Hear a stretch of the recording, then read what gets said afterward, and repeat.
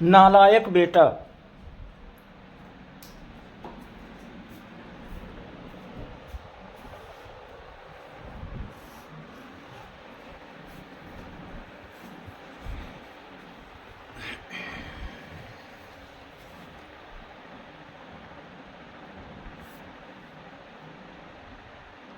नालायक बेटा।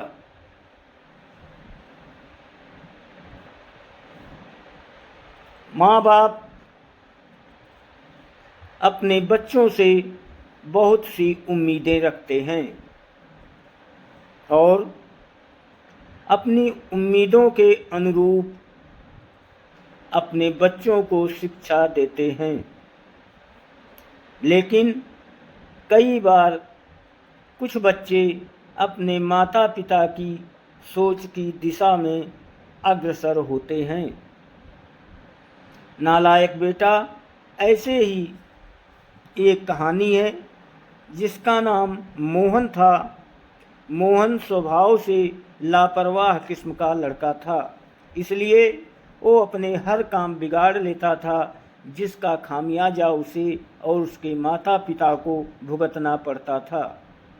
मोहन के माता पिता को मोहन के भविष्य की चिंता हमेशा बनी रहती थी। मोहन ने अपने कॉलेज की पढ़ाई अधूरी ही छोड़ दी थी और सारा दिन आवारागर्दी करते गुजारने लगा था। मोहन के जीवन का कोई उद्देश्य नहीं था। वो अपने माँ बाप का इकलौता नालायक बेटा था, जिस पर उसके माँ बाप को गर्व नहीं बल्कि शर्म महसूस होती थी। हालांकि इस बात से मोहन को कोई खास फर्क नहीं पड़ता था। एक दिन मोहन के पापा उसे बाजार से सामान लाने को कहते हैं, जिसके लिए मोहन को कुछ पैसे और सामान की लिस्ट देकर अपने काम पर चले जाते हैं।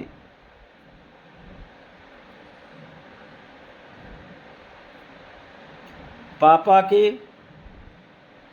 जाते ही मोहन अपने दोस्तों के साथ बाजार जाता है और सामान की लिस्ट के अनुसार सब कुछ खरीद लेता है और अपने दोस्तों के साथ सामान का थैला लेकर थिएटर में फिल्म देखने चला जाता है। मोहन फिल्म में दोस्तों के साथ खूब मस्ती करता है। फिल्म खत्म होने के बाद मोहन अपने घर वापस आ जाता है। मोहन के पापा कुर्सी में बैठे टीवी देख रहे होते हैं। वो मोहन से सामान के बारे में पूछते हैं। मोहन तुरंत अपने खाली हाथ देखता है और घबरा जाता है, क्योंकि सामान का थैला उसके हाथ में नहीं होता। वो पापा से कहता है, पापा मैंने थैला अपने दोस्तों को दे दिया है, आप चिंता मत करिए, कल मैं थैला ले आऊँगा। मोहन ने थैला खो दिया था।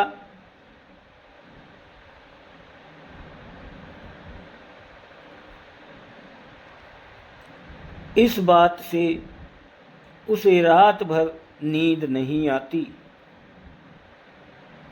सुबह होते ही मोहन अपने पापा के उठने से पहले ही अपने दोस्तों के घर पहुंच जाता है और उनसे अपना थैला ढूंढने के लिए मदद मांगता है।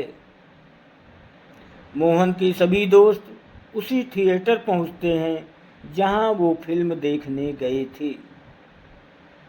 मूवी थिएटर वाला उन्हें बताता है कि कल मूवी शो हाउसफुल था, इसलिए दर्शकों की बहुत भीड़ थी। थैले के बारे में पता लगाना बहुत मुश्किल होगा।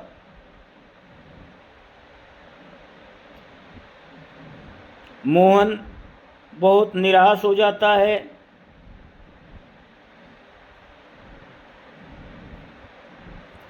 वो अपने दोस्तों से कहता है,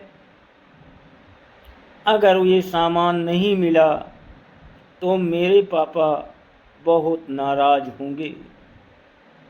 मोहन के दोस्त उसकी मदद करना चाहते हैं, इसलिए वो सभी थोड़ा थोड़ा पैसा मिलाकर मोहन को दे देते हैं और कहते हैं मोहन दोबारा से वही सारा सामान खरीद कर पापा को दे देते हैं। दोस्तों की मदद मिलते ही मोहन खुश हो जाता है और दोबारा लिस्ट के अनुसार सामान खरीदकर घर चला जाता है। इस बार तो मोहन की गलती पर उसके दोस्तों ने पर्दा डाल दिया था, लेकिन जिंदगी के और भी मुकाम अभी आना बाकी थे।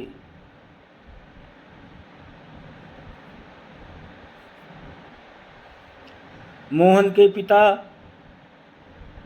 अपने एक दोस्त से मोहन की नौकरी के लिए सिफारिश लगवाते हैं, जिसकी वजह से मोहन को एक अच्छे कारखाने में मशीन ऑपरेटर की नौकरी मिल जाती है। हालांकि मोहन नौकरी नहीं करना चाहता, लेकिन वो कुछ दिनों तक अपने पापा की खुशी के लिए कारखाने काम पर जाने लगता है।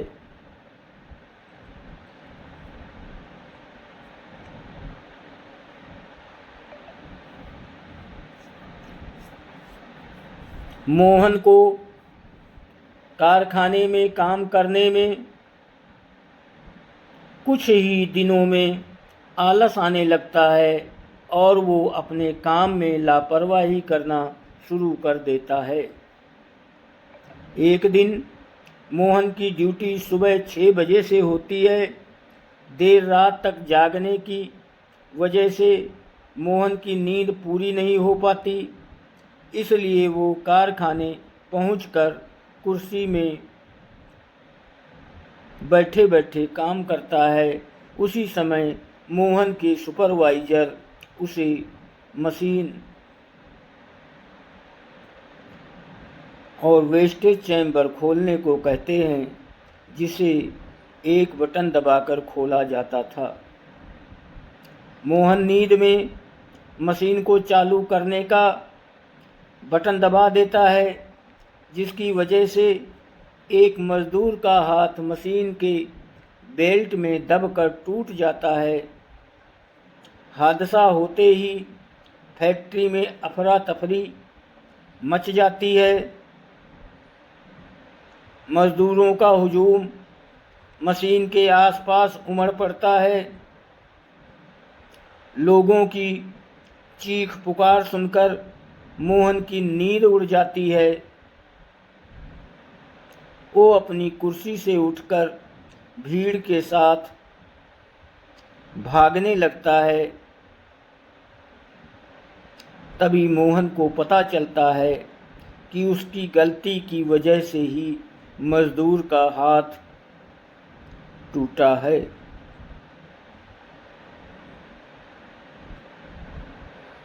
अचानक उसे घबराहट होने लगती है। उसका शरीर कांपने लगता है। वो भीड़ से मुंह छिपाते हुए अपने घर भागता है और घर पहुंचकर अपने पापा से सारी बात कह देता है। मोहन के पापा का गुस्सा 7वें आसमान पर चला जाता है। वो पहले से ही मोहन को नालायक बेटा मानते थे और अब मोहन ने इतनी बड़ी गलती कर दी थी जिसके लिए उसे जेल भी जाना पड़ सकता है। वो गुस्से में मोहन को घर से निकाल देते हैं। मोहन हादसे की वजह से बहुत दुखी था और उसके पिता ने भी उसे घर से बेदखल कर दिया। उसके जाने के और जीने के सारे रास्ते बंद कर चुके थे। उसने तय कर लिया था कि वो आत्महत्या करेगा और वो ट्रेन से अपनी जान देने के लिए रेलवे स्टेशन पहुंच जाता है और ट्रेन के आने का इंतज़ार करने लगता है। तभी एक जोरदार हॉर्न की आवाज़ के साथ एक ट्रेन रेलवे स्टेशन में दाखिल होती है। ट्रेन के आते ही मोहन अपनी जगह पर खड़ा हो जाता है और पटरी में कूदने का मन बना लेता है। जैसे जैसे ट्रेन पास आती है, मोहन की धड़कनें बढ़ने लगती हैं और जैसे ही ट्रेन मोहन के करीब पहुंचती है, वो आत्महत्या करने के लिए ट्रेन के सामने छलांग लगा देता है। लेकिन उसी वक्त उससे एक आदमी टकराता है जिसके हाथ में एक बड़ा सा बैग होता है। टक्कर की वजह से मोहन दूर जा गिरता है और उसकी जान जाने से बच जाती है। मोहन उस यात्री का बैग उठाकर उसको देता है, लेकिन मोहन को उसके बैग में बहुत ज़्यादा भार महसूस होता है और जैसे ही मोहन बैग की चेन खोलता है, वो चौंक जाता है। बैग के अंदर एक इलेक्ट्रॉनिक टाइमर बम चालू हो चुका था, जिसके अगले 10 मिनट में वो बम फटने वाला था। मोहन बैग को लेकर बाहर भागने लगता है। अचानक वो आदमी भी मोहन के पीछे भागता है। हड़बड़ाहट में मोहन का संतुलन बिगड़ जाता है और वो रेलवे प्लेटफार्म के फर्श में गिर जाता है। उसी वक्त वो आदमी मोहन के पीछे भागते हुए उसके पास पहुंच जाता है और अपना बैग उठा लेता है। लेकिन उसकी किस्मत बुरी होती है, क्योंकि रेल पुलिस के जवान वहां पहुंच चुके होते हैं और उन्हें देखकर मोहन ज़ोर ज़ोर से बैग की तरफ इशारा करके बम बम चिल्लाने लगता है। मोहन की आवाज़ सुनकर रेलवे पुलिस के जवान उस इंसान पर बंदूक तान देते हैं जिसके हाथ में बम वाला बैग होता है। मोहन पुलिस वालों को बताता है कि अगले 10 मिनट में बम फटने वाला है। रेलवे पुलिस का एक जवान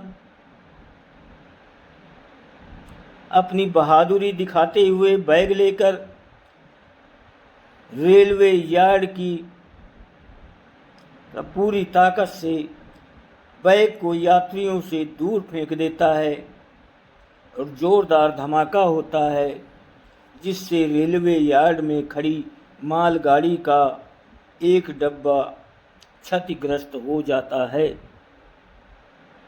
लेकिन यात्रियों की जान बच जाती है। पुलिस की तहकीकात में पता चलता है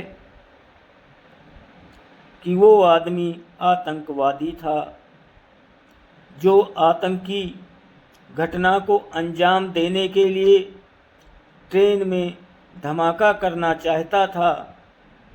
लेकिन मोहन ने उसके मंसूबों पर पानी फेर दिया। इतनी बड़ी घटना की खबर जैसे ही अखबारों में छपती है तो सारे शहर को मोहन की बहादुरी का पता चल जाता है। पत्रकारों के साथ साथ पड़ोसियों और रिश्तेदारों का हुजूम लग जाता है और इसी बीच मोहन अपने घर वापस आ जाता है।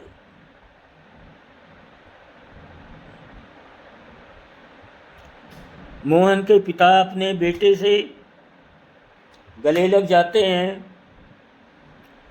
उन्हें अपने बेटे पर आज बहुत गर्व महसूस हो रहा था। वो भी क्यों ना, नालायक बेटे ने काम जो इतना लायक किया था, मोहन के अच्छे काम की वजह से वो अपने माँ बाप के साथ साथ पूरे देश का लायक बेटा बन जाता है। और इसी के साथ ये कहानी समाप्त हो जाती है। दोस्तों, वीडियो को लाइक और सब्सक्राइब ज़रूर करें, आपकी बहुत मेहरबानी होगी। और अगर आपके पास कोई भी ऐसी कैसी भी कहानी है, आप हमें भेज सकते हैं, जो मैं आपके नाम से इसी चैनल पर प्रसारित करूंगा। आपकी बहुत मेहरबानी होगी। आप सभी को बहुत बहुत धन्यवाद, शुक्रिया।